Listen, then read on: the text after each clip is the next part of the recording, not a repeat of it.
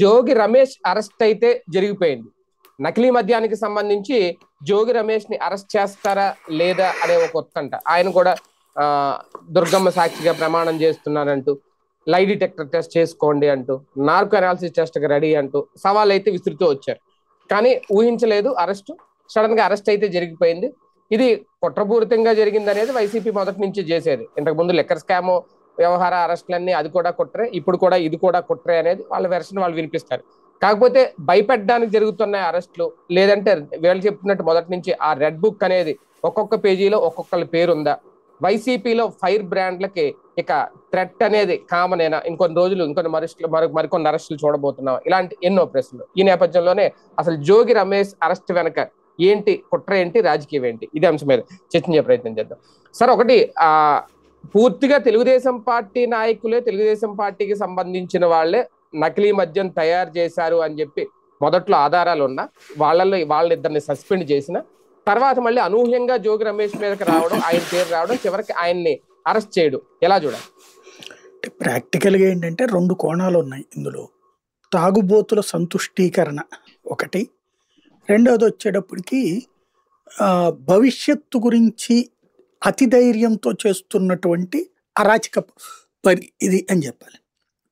ఇప్పుడు belt shop అనేది దుర్మార్గం. పీడీ యాక్ట్లో పెట్టండి, లోపలేసేయండి అని రోజు స్టేట్మెంట్లు ఇస్తారు. చంద్రబాబు గారి దగ్గర నుంచి రవీంద్ర గారి దాకా ఏమన్నా అమలు జరుగుతుంది? నిస్సిగ్గుగా విచ్చలవిడిగా బెల్ట్ షాపు సందుకి కనబడుతుంది. విచ్చలవిడిగా తాగేస్తున్నారు. చట్టం అనేది అక్కడ చుట్టమయ్యింది అమ్మేటటువంటి దుర్మార్గులకి, రాక్షసులకి. ఎందుకు ఆ పదం వాడుతున్నానంటే, వైన్ షాప్ లాంటి వాటిట్లది కొంతన్నా కంట్రోల్ ఉంటుంది. దీంట్లో ఏం కంట్రోల్ ఉంటుంది? బెల్ట్ షాప్కి మంచినీళ్లు దొరకదేమో కానీ రాత్రిపూట్ల లిక్కర్ దొరుకుతుంటే దాని పర్యవసానం ఏంటి? చుట్టుపక్కల సమాజం ఫేస్ చేస్తుంది, చుట్టుపక్కల ఆడవాళ్ళు ఫేస్ చేస్తారు, చుట్టుపక్కల చిన్నవాళ్ళు ఫేస్ చేస్తారు. తాగిన మత్తులో ఎదురుగుండా వెళ్తున్నటువంటి ఒక ఆడపిల్ల కనబడితే వాడు మర్యాదగా వెళ్తాడా, అమర్యాదగా ప్రవర్తిస్తాడా? ఆ మళ్ళీ కంప్లైంట్ చెప్పుకోవడానికి అవకాశం లేదు. లేబర్ ఏరియాలోనే ఉంటాయి, ధనికుల ఏరియాలో ఉండవు ఇవి. నష్టపోయేది కష్టపడేది లేబర్. వాళ్ళు పోలీస్ స్టేషన్కి వెళ్ళి కంప్లైంట్ పెట్టి రోజు పోలీస్ స్టేషన్ల చుట్టూ తిరగలేరు, కానీ లోపల మానసికంగా నలిగిపోతుంటారు. ఈ ఏవైతే ఇట్లాంటి లిక్కర్ షాపులు ఉంటాయో, బెల్ట్ షాపులు, ఆ ప్రాంతంలో మహిళలు ధైర్యంగా తిరగలేకపోతారు కదా. ప్లస్ అది తాగినటువంటి వాడు ఏమైపోతాడు? దాంట్లో కల్తీనే ఇచ్చారా లేకపోతే ఏమి ఇచ్చారో అనవసరం. బట్ తాగుడు అనేటటువంటి దాన్ని ఎంతగా కంట్రోల్ చెయ్యాలో సాధ్యమైనంత వరకు ప్రభుత్వాలు తాగడం నుంచి ప్రజలను దూరం చేయాలి. అసలు ఆ బాధ్యత వదిలేసాం. తాగి పెంచడం మా బాధ్యత అనే ఒక కొత్త కాన్సెప్ట్కి వచ్చాం.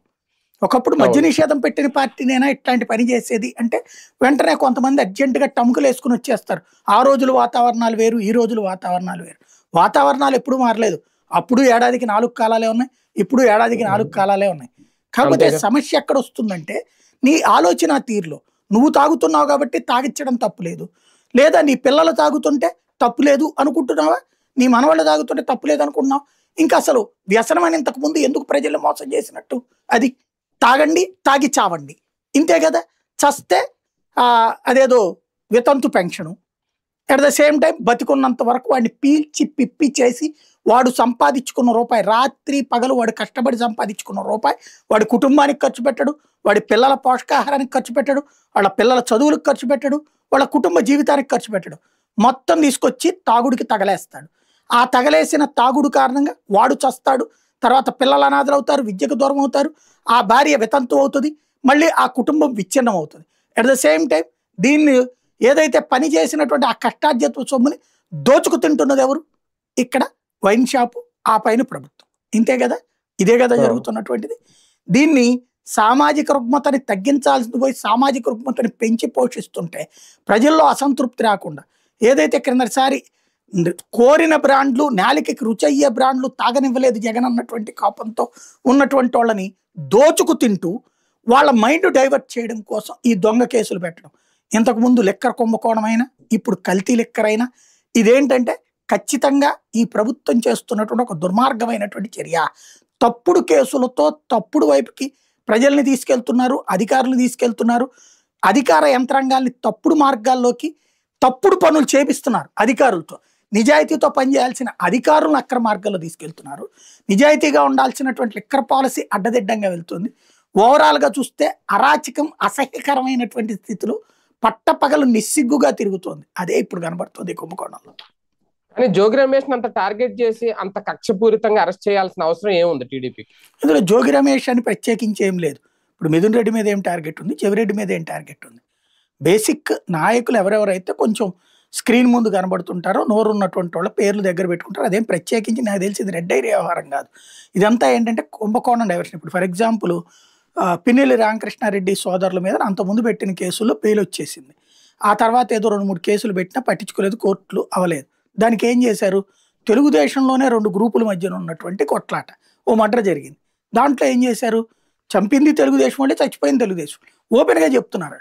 కానీ పిన్నెల్లి సోదరులు దీని వెనకాల పాత్రదారులు, వాళ్ళు ఒకప్పుడు వైసీపీలో పనిచేశారన్నటువంటి వంక పెట్టి వాళ్ళ మీద కేసు పెట్టారు. వాళ్ళు ఇప్పుడు సుప్రీంకోర్టుల దాకా వెళ్లాల్సి వచ్చింది.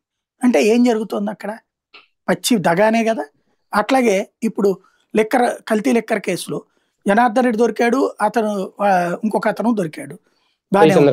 అసలు జయచంద్రారెడ్డి దొరకలేదుగా, ఈ రోజు వరకు అతను పట్టుకునే ప్రయత్నం చేయలేదుగా. ఎక్కడ దొరికాడు జయచంద్రారెడ్డి? పార్టీ సస్పెండ్ చేశారు. ఏం చేసుకోండి, నేలకి గీసుకున్నాడు. తర్వాత అతను ఏమైనా తిరగకుండా ఆగుతాడా?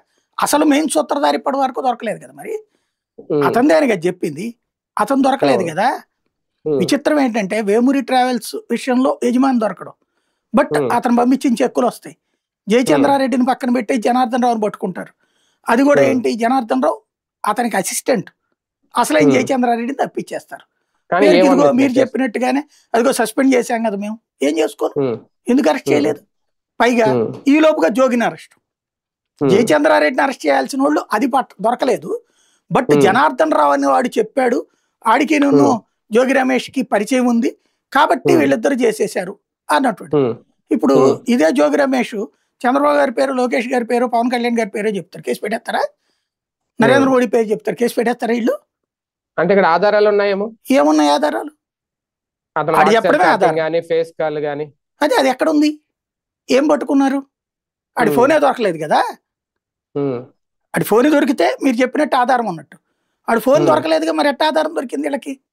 ఆడి ఫోనే దొరకకుండా వాడితో వాడు అంత కూర్చోబెట్టి చక్కగా వాడి చేత ఒక స్టేట్మెంట్ ఇప్పించింది ఎవరు? పోలీసు అధికారి మాట్లాడుతున్నది కనబడుతుంది కదా అక్కడ వీడియో. వాడి ఫోన్లో నుంచి అని చెప్పారు, వాడి ఫోన్ అక్కడ వదిలేశాడని చెప్పారు, ఆడి ఫోన్ నుంచి చెప్పారు. అక్కడే ఈ కేసు మొత్తం డైవర్ట్ అయిపోతుందని అర్థమైపోతుంది. రెండోది వచ్చేటప్పటికి ఏదో వాట్సాప్ చాట్ అని తీసుకొచ్చారు ఆ మధ్యన సెంగయ్య టైప్లోనే. తర్వాత ఆడి ఫోన్ అక్కడ ఉంటే వాట్సాప్ చాట్ ఎక్కడి నుంచి వస్తాయి? ఇప్పుడు మీరు అదే ఫోన్ కొనుక్కుని రికవర్ చేస్తే కుదురుద్ది కానీ వాట్సాప్ చాట్ కానీ ఫోన్ అదేమన్నా సిస్టమేటిక్గా చేశారా?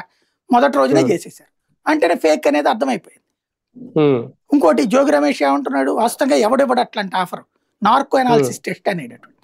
నార్కో ఎనాలిసిస్ టెస్ట్ అంటే మన నరాలని బలహీనపరిచి మన మెదడు మీద మన నియంత్రణ కోల్పోయి ఆ సందర్భంలో మన మనసు లోపల ఉండేటటువంటి నిజాలు బయట పెట్టడం. దీనికి జోగి రమేష్ సిద్ధంగా ఉన్నాను అంటున్నాడు. అంటే అంత కాన్ఫిడెంట్గా ఉన్నాడు అతను. ఇవాళ ఈవెన్ తెలుగుదేశం వాళ్ళకి అర్థమవుతుంది అది మన వాళ్ళని డైవర్ట్ చేయడం కోసం ఇట్లా చేస్తున్నారు. కానీ తప్పును మనం అంగీకరిస్తున్నాం, ఒక పాపాన్ని పుణ్యం అని ప్రచారం చేస్తున్నాం. ఇది వెంటాడదా రేపు పొద్దున భవిష్యత్తులో? తప్పులు అనేటటువంటి వెంటాడవా? మొదటి బాగానే ఉంటుంది, మనం దబాయించి మాట్లాడుతున్నాం. కాకపోతే నిజాలు ఎంతకాలం సమాజ్ చేస్తాం? పబ్లిక్ లో క్లారిటీ వచ్చేస్తుంది కదా దాంట్లో. కానీ ఈ కేసులో అనూహ్యంగా ఇరుక్కున్నాడా జోగి రమేష్? అనూహ్యం కాదు, మొదటే అర్థమైపోయింది అతనికి ఎప్పుడైతే తన పేరు పెట్టారో. బేసిక్గా ఏంటంటే జనార్దన్ రావు ఆ ఊరోడు అనగానే జోగి రమేష్ పేరు గుర్తుకొచ్చింది వీళ్ళకి. వెంటనే నీకు జోగి రమేష్ తెలుసు అంటే అంత ముందు పరిచయమేనండి అన్నాడు. వెంటనే ఆడి చేతి స్టేట్మెంట్ ఇప్పించారు, కథం క్లోజ్ అయిపోయింది. ఇప్పుడు పిన్నెల్లిది ఎట్లా పెట్టారో అంతే. దొంగ కేసులే ఓపెన్ గా నడుస్తున్నాయి, అది ఇక్కడ స్పష్టంగా కనబడుతుంది. అంటే సార్ ఇందులో లోతుకి వెళ్తే 2023 నుంచే వీళ్ళు ఈ అక్రమం అదే నకిలీ లెక్క తయారు చేశారు, అప్పటి నుంచే వీళ్ళకి పరిచయాలు ఉన్నాయి, ఇప్పుడు కూడా చేయాలి అంటే నిజంగా జగన్ హయాంలో కూడా జరిగిందా మరి ఇదంతా? సర్టిఫికెట్ ఇవ్వాలి, చంద్రబాబు గారి సర్టిఫికెట్ ఇవ్వాలి దాంట్లో. ఇప్పుడు అంటే వెరీ సింపుల్ విచారణలో బయటపడుతున్నాయి కదా ఇవన్నీ. సిట్ అనేటటువంటిదే ఓ పెద్ద జోక్ కామెడీ సంస్థ, అది ఏమైనా చెప్తుంది. ప్రభుత్వం ఏం చెప్తే అది రాస్తుంది అక్కడ.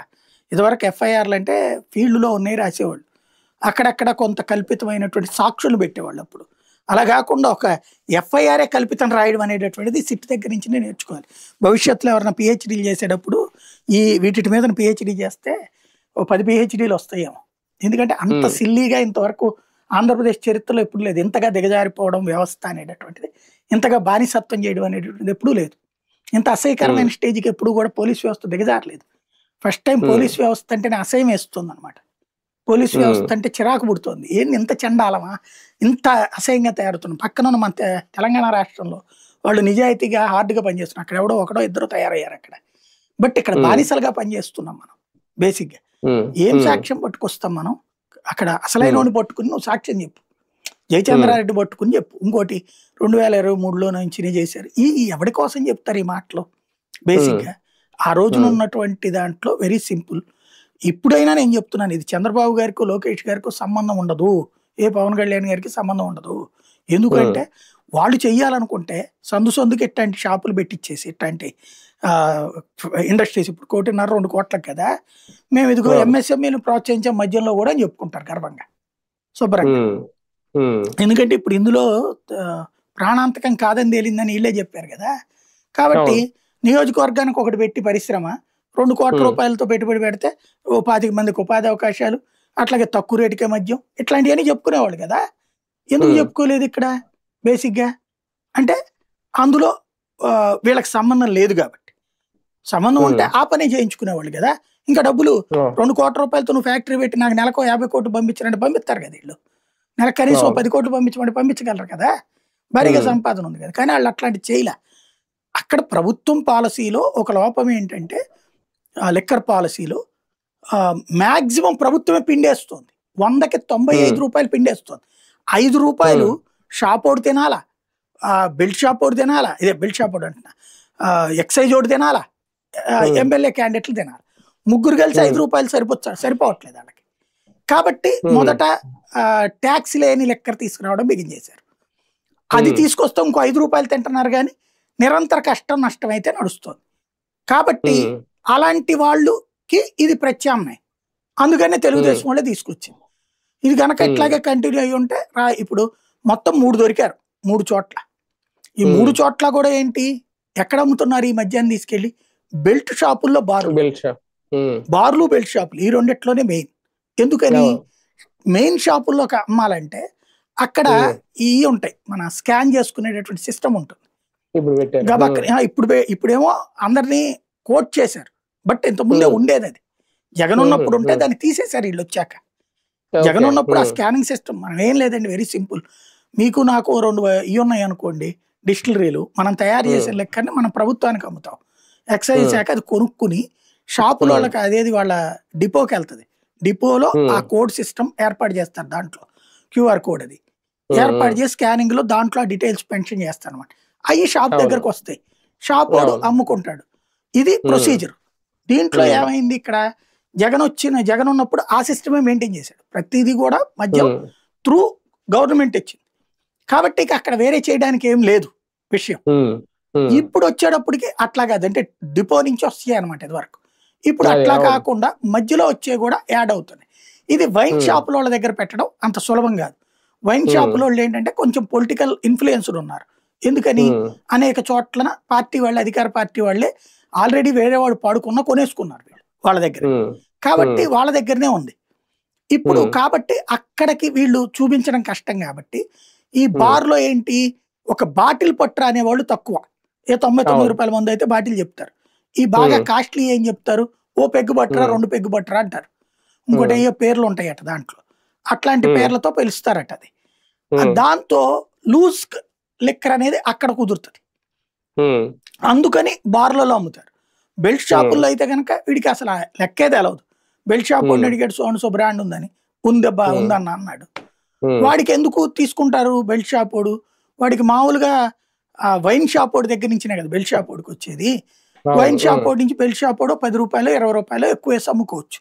దానికి స్థానికులు సహకరిస్తారు. ఎందుకు, ఆ షాప్ దగ్గరికి వెళ్ళి కొనుక్కొచ్చుకుని ఎక్కడ తాగాలో తెలియనప్పుడు బెల్ట్ షాప్ దగ్గర అయితే అక్కడే తాగొచ్చు, ఇంకో 20 రూపాయలు పోతే పోయిందిలే. ఎందుకంటే ఇంటికి తీసుకెళ్లి తాగితే పెళ్ళం కొడుతుందో లేకపోతే తీసి బాటిల్ పగలగొట్టుద్దో తెలియదు, పిల్లలు ఎదురుకుండా తాగడం కరెక్టో కాదో తెలియదు. ఆ మొహమాటం ఉన్నప్పుడు ఎక్కడ తాగాలి, బార్కి వెళ్దామంటే రేట్ ఎక్కువ, బెల్ట్ షాప్ అయితే రేట్ తక్కువ. ఇప్పుడు పర్మిట్ రూములు కూడా వచ్చినాయి కాబట్టి నగరాల్లో అదొకటి నడుస్తున్నది. ఇక్కడికి వచ్చినప్పుడు కాస్త ఇంకా ఈ బెల్ట్ షాప్ వాడికి ఏంటి, 100 రూపాయల మీద ఇంకో 50 రూపాయలు తగ్గించి వస్తుంది అనుకోండి, 100 రూపాయల మధ్య వీడికి 50 రూపాయలు మిగులుతుంది కదా. కాబట్టి ఇంకోటి ఇదేం ప్రాణాంతకంగా ఎవడు చచ్చిపోవట్లేదు, బాగానే ఉంది, అదే బ్రాండ్ ఉంది, అదే స్టిక్కర్లు ఉన్నాయి, అది నడిచిపోతుందని బెల్ట్ షాప్ లోడు బాగా ఇదవుతుంది. ఎందుకని బెల్ట్ షాప్ వాడిని కూడా దోచేశారు కదా. ఒకడు అత్యంత మరీ దారుణమైన ప్లేసుల్లో 1,00,000 రూపాయలు అయితే మినిమం 5 నుంచి 7 లక్షల రూపాయలు పాట పాడుకున్నారు డబ్బులు. అక్కడ అంత డబ్బులు యాడ్ నుంచి వస్తాయి ఆడికి? 10 రూపాయల బాటిల్కి అమ్మితే రోజుకి ఒక 100 బాటిళ్ళు అమ్మితే 100 పదులు 1000 రూపాయలు మిగులుతుంది వాడికి. నెలకి 30,000 రూపాయలు. ఇందులో మళ్ళీ ఎక్సైజ్ లంచం ఇచ్చేయాల, పోను వీడికి 10,000 మిగులుద్ది. ఈ 10,000 మిగిలినోడు 7 లక్షల ఏడాదిలో ఎట్లా సంపాదిస్తాడు బేసిక్ గా? అంటే సంపాదించేది ఏముండదు. కాబట్టి అక్రమ మద్యం జరుగుతుంది. ఇక్కడేంటి, ప్రభుత్వపు ఆలోచన ధోరణి కారణంగా వచ్చినటువంటిది ఈ పర్మిట్ రూమ్స్ అనేటటువంటిది. ఇది ఎక్కడ కట్టడి చేయం, స్టేట్మెంట్లు మాత్రం ఇస్తుంటాం. ఆ పర్మిట్ రూములే ఇక్కడ ప్రధాన వేదికలైన ఈ కల్తీ లెక్కకి, మెయిన్ వాటిలో జరగలేదు అక్కడ. కానీ అరెస్టుల ద్వారా వైసీపీలో ఉన్న ఫైర్ బ్రాండ్లకి ఒక భయం ఏమన్నా మొదలైందా? ఇంకా అయిపోలేదు అరెస్టులు, జోగి రమేష్ తర్వాత ఇంకా కంటిన్యూ అవుతాయి, కొన్ని పేర్లు కూడా వినబడుతున్నాయండి. ఏదో తొలినాళ్లలో భయం వచ్చుద్ది, రోజు చేస్తూ ఉంటే ఇంకా భయం ఏంది, ఆల్రెడీ ప్రిపేర్డ్గా ఉన్నారు. గ్యాప్ వచ్చింది అరెస్టులు, మన చెవిరెడ్డి మొన్న మధ్యనే కదా పోయింది, మళ్ళీ మిథున్ రెడ్డిని మళ్ళీ మొన్ననే కదా బెయిల్ మీద వచ్చింది. ఎక్కడ ఆపుతున్నారని వీళ్ళు పెద్ద నాయకులకు సంబంధించి ఇప్పుడు కోర్టుల చుట్టూ తిరగడం ఇది నడుస్తుంది. ఇదివరకు ఏంటంటే తొలినాళ్లలో కోర్టులు కూడా సీరియస్ గానే ఇచ్చినాయి, తర్వాత అర్థమైపోయినాయి కేసులు చాలా వరకు దొంగ కేసులు ఉంటాయి అనేది. ఇంకోటి హైకోర్టు మందలించింది కదా ఆ తర్వాత, కాబట్టి ఆగినాయి. లేకపోతే కనుక అనేక మంది కేసులు అరెస్ట్లు అయి కూడా అయినాయి కదా, కోర్టులు ఇంటర్ఫీర్ అయినాయి కూడా కదా. ఇప్పుడు ఏంటంటే అంటే ప్రస్తుతం వచ్చేటప్పటికి వీళ్ళకి కావాల్సినటువంటిది ఇష్యూ డైవర్ట్ కావాలి. అబ్బే అంటే ఇదివరకు ఏంటంటే ఒక ఊహాజనిత కథ సృష్టించేవాళ్ళు అప్పుడు, ఇప్పుడు అలా కాకుండా ఆ కథకి తగినటువంటి ప్లాట్ఫామ్ ని త్రూ ఇన్వెస్టిగేటివ్ ఆఫీసర్ల ద్వారా చేస్తున్నారు. రకంగా ఏం లేదు, ఆంధ్రప్రదేశ్ ఫ్యూచర్ ఏంటి అంటే తెలుగుదేశం పోలీస్ అధికారులు, వైసీపీ పోలీస్ అధికారులు, ఇదే ఉండబోతుంది భవిష్యత్తులో. ఇక ఆ దరిద్రమే ఆంధ్రాకి శాపం కాబోతుంది. ఏ చట్టబద్ధమైన కేసు నడవదు, ప్రతి కేసు వెనకాల రాజకీయ జోక్యాలు ఉంటాయి. ఇది ఇక్కడ ఏంటంటే మనం దీన్ని చాలా లైట్ తీసుకుంటున్నాం, లేదా రాజకీయ కోణంలో చూస్తున్నాం. రేపు పొద్దున మన కొంపల దగ్గరకు వచ్చినప్పుడు ఈ ప్రమాదం కనబడుతుంది. ఆ తర్వాత ఎవడూ కాపాడలేడు. చివరికి అటో ఇటో బానిసగా ఉండాలి నువ్వు, లేదా జైళ్లలో ఉండాలి. ఇవాళ కంఫర్ట్ గా ఉన్నావని నువ్వు ఎవడైతే చప్పట్లు కొడతా తప్పుని ఏది రైట్ గా ప్రొజెక్ట్ చేస్తున్నాడో వాడు రేపు పొద్దున ఫేస్ చేస్తాడు. ఇట్లాంటి తప్పుడు కేసుల్లో రేపు వాడు అరెస్ట్ అవుతాడు. అప్పుడు కవర్ చేసుకోలేడు వాడు. ఒక పాపాన్ని, ఒక అవినీతిని, ఒక అన్యాయాన్ని సమర్థించుకుంటూ వస్తే నువ్వు అన్యాయం ఎప్పుడు జరిగినా తప్పని చెప్పదు, నీవాడైనా పరాయి వాడైనా. తప్పు చేసినోడు ఎవడైనా తప్పని చెప్పు. తప్పు సరిదిద్దడానికి ప్రభుత్వాలు కానీ తప్పు మీద తప్పు చేయడానికి ప్రభుత్వాలు కాదు. గత ప్రభుత్వం తప్పు చేసిందని ఈ ప్రభుత్వానికి అధికారం ఇస్తే, తప్పు మీద తప్పు చేస్తుంటే ఈ తప్పులో తప్పు లేదని తప్పనిసరిగా సమర్థించేటటువంటి తప్పుడోళ్ళు రేపు పొద్దున ఏ విధంగా న్యాయం మాట్లాడగలరు, ధర్మం మాట్లాడగలరు? రాజకీయ అరెస్టులుగానే చూడాలి సార్ ఇవన్నీ. ఖచ్చితంగా ఇదైతే ఖచ్చితంగా రాజకీయ అరెస్ట్. అన్నీ అన్నాను నేను. లిక్కర్ కుంభకోణం విషయంలో రాజకీయ అరెస్టులే జరుగుతున్నాయి. ఇది కూడా రాజకీయ అరెస్ట్ అంతే. కానీ ఈ రాజకీయ అరెస్టులతో భయపడతారా, రాటు తేలుతారా భవిష్యత్తులో? బేసిక్ గా ఒకటి, జగన్ కి ఒక గిఫ్ట్ ఇస్తున్నారు చంద్రబాబు గారు. వాస్తవంగా మొన్నటి ఎన్నికల తర్వాత దూరం అయినటువంటి క్యాడర్ ని వీళ్ళు అరెస్టులు కేసులు పెట్టేటప్పటికి వైసీపీ వెనకాల తిరుగుతున్నారు వాళ్ళు సచ్చినట్టుగా. గ్రామంలో కూడా ఇంత మొన్నటిసారి వాళ్ళు వదిలేశారు. వాస్తవంగా జగన్ మమ్మల్ని పట్టించుకోలేదు. అదే చంద్రబాబు గారు అయితే వాళ్ళకి అదేది ఇసుక అమ్ముకోవడానికి పర్మిషన్ ఇస్తాడు, మందు అమ్ముకోవడానికి పర్మిషన్ ఇస్తాడు, బెల్ట్ షాపులు పెట్టుకోవడానికి పర్మిషన్ ఇస్తాడు. అలాగే గ్రౌండ్ లెవెల్లో పనంతా కూడా వాళ్ళ కార్యకర్తల చేతనే అయ్యేటట్టు చూస్తాడు. అదే జగన్ వచ్చి మనల్ని అందరినీ పక్కన పెట్టేసి అధికార యంత్రాంగంతో పని చేయించుకున్నాడు, ఆయనకు బుద్ధి చెప్పాలి అన్నటువంటి ఉద్దేశంతో వీళ్ళందరూ కూడా జగన్ వదిలేశారు. వదిలేసి మన పనేదో మనం చేసుకుందామన్నా, మనకేం సంబంధం లేనప్పుడు మనకెందుకులే అని తిరిగారు వీళ్ళందరూ కూడా. వాళ్ళందరూ ఇప్పుడు అరెస్ట్ చేసి కేసులు పెట్టడం ద్వారా గ్రౌండ్ లెవెల్ కార్యకర్తల్ని జగన్కి తెచ్చిచ్చినట్టయింది. అట్లాగే ఇప్పుడు ఈ నాయకులు కూడా నిర్లక్ష్యంగా ఉన్నారు కిందటిసారి. ఎందుకు నియోజకవర్గాల మార్పులు రచ్చరచ్చ అయినాయి కదా. జోగి రమేష్ కూడా నియోజకవర్గం మార్పు, అక్కడి నుంచి తీసుకొచ్చి పెడ నుంచి తీసుకొచ్చి పెనవలూరేసి చాలా రచ్చ అయినాయి కదా. నాయకులకి సీట్లు మార్చడం చివరేంటి ఏడాది ముందే మార్చినా ఒకరికొకరికి మధ్య సమన్వయం లేకపోవడం, ప్లస్ ఆ గొడవల మధ్యన జగన్ మీద చాలా అసహించుకున్నారు, విసిగిపోయారు. వాస్తవంగా ఆల్టర్నేటివ్ లేదు కాబట్టి జగన్ వెనకాల తిరుగుతున్నారు. ఇప్పుడు సైలెంట్ అయిపోయారు. సైలెంట్ అయిపోయిన వాళ్ళు మళ్ళీ వీడు తీసుకొచ్చి రెచ్చగొట్టి వైలెంట్ చేస్తున్నారు, మంచి బలంగా తయారు చేస్తున్నారు. వాస్తవంగా పడుకోవాల్సిన వాళ్ళందరినీ మంచి నాయకులుగా తీర్చిదిద్ది జగన్కి ఓ మంచి గిఫ్ట్ ఇస్తున్నారు బాబు గారు. భయపడి పారిపోయే వాళ్ళు ఉండరా? ఆల్రెడీ కొంతమంది ముందే అది ఆ బ్యాచ్ వెళ్ళిపోయింది. మళ్ళీ ఇప్పుడు వాళ్ళని కూడా ఎతికెతికి పట్టుకుంటున్నారు కాబట్టి వాళ్ళు ఇక్కడికే వస్తారు కదా, మళ్ళీ ఏడికి పోవాలి? అంతేనా? వెనక్కి రావాల్సిందే. అంతే. Right right. చూద్దాం. మొత్తానికి జోగి రమేష్ అరెస్ట్ తర్వాత ఇప్పుడు ఎలాంటి పరిణామాలు చోటు చేసుకోబోతున్నాయి? వైసీపీలో ఫైర్ బ్రాండ్లు అందరూ భయపడుతున్నారు నిజంగా, లేదంటే ఈ అరెస్టులు చూసి ఇంకా రాడ్దేలిపోతున్నారు? ముందు ఎలా ఉండబోతోంది జోగి రమేష్ తర్వాత నెక్స్ట్ ఎవరే అనే చర్చ అయితే మొదలైపోయింది. ఏం జరుగుతుందో చూద్దాం.